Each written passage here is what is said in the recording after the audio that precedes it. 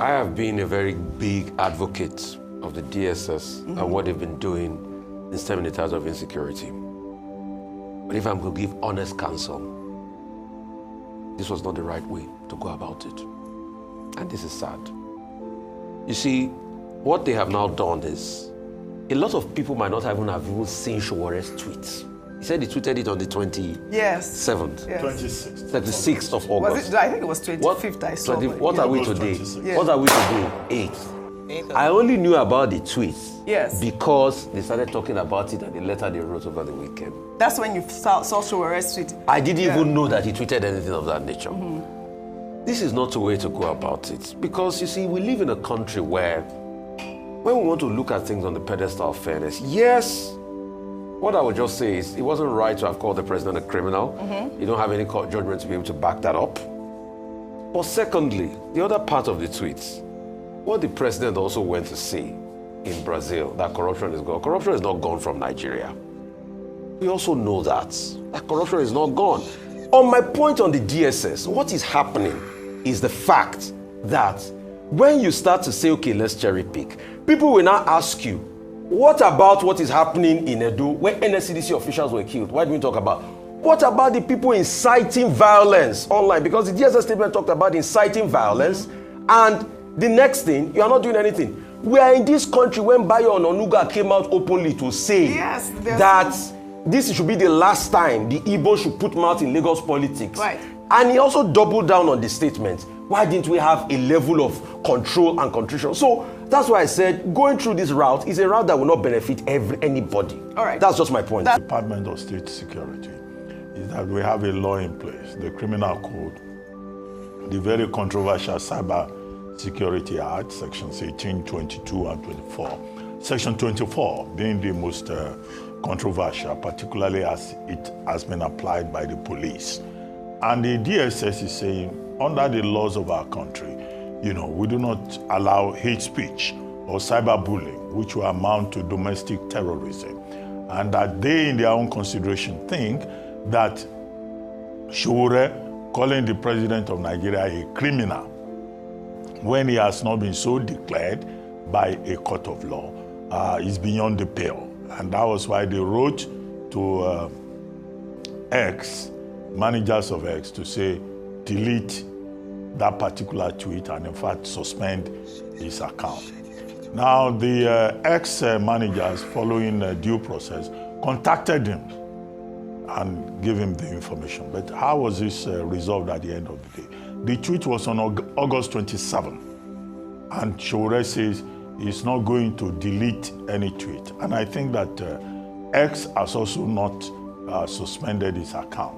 X probably saying, look, he has the right to free speech and all of that. However, he went a step further to say he's defiant, that he's been persecuted by the Nigerian government. And his supporters will say that, in fact, there's probably a case of persecution here from the protest at the toll gate, NSAS, from NSAS protest to arraignment in court, to invitations by the police, and now he says the DSS has also now joined. But that the struggle for him continues, whether they imprison him or they take him to court or they delete his Facebook account or they delete his X account, that he is committed to the struggle. So, people like Sowore, they are of a different type. He's also an opposition politician.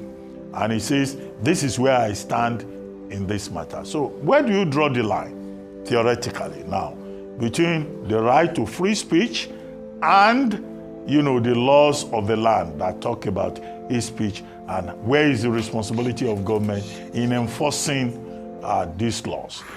It's a very tight rope. There's no way you will swing and you will not end up, being accused of taking sides in the matter.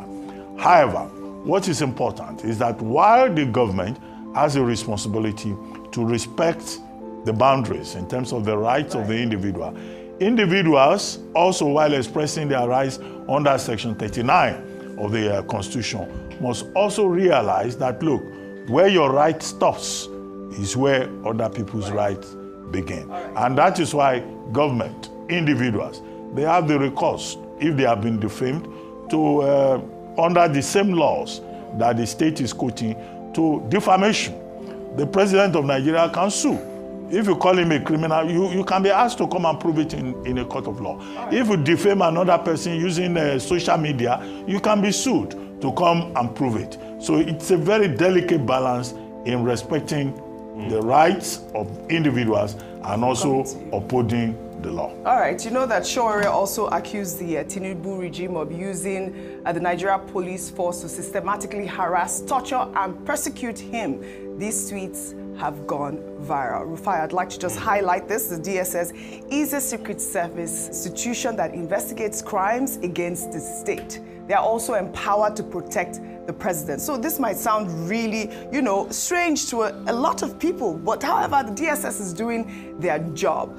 And I'd like to also take another tweet before I come to you. Just also to note that the DSS has said that, they are going to go after X as well as, Sowore if they don't comply. We had that issue the last time with Muhammadu Buhari, the Twitter ban. I don't know if that's what's going to happen, but let me take this tweet from Chinedu, who wrote to the DSS.